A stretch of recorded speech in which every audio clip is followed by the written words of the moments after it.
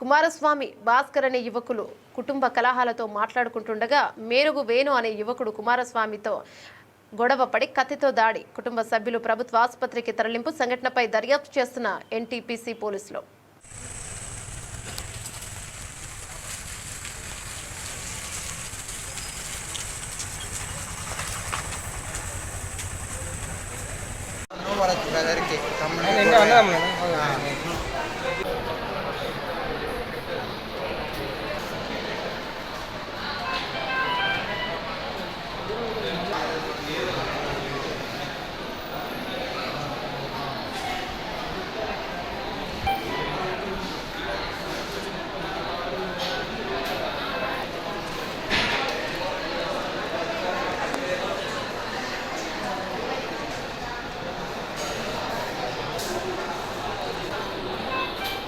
తమ్ముడు నాకు ఫోన్ చేసి పిలిపించింది. ఇంటికి పిలిపించి ఒకటి దుర్గాదేవి చీరలు పెడదామని పిలిపించింది.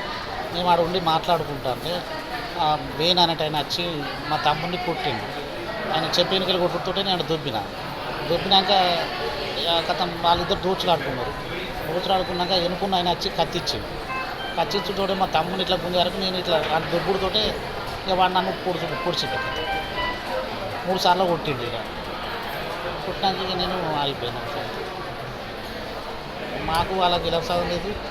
ఆని సొల్లు కుమార్ సొల్లు కుమారస్వామి వీళ్ళపల్లి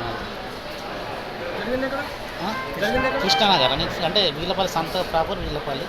నేను కృష్ణానగర్లో రెంట్కుంటాను మా తమ్ముని వాళ్ళ పక్కన.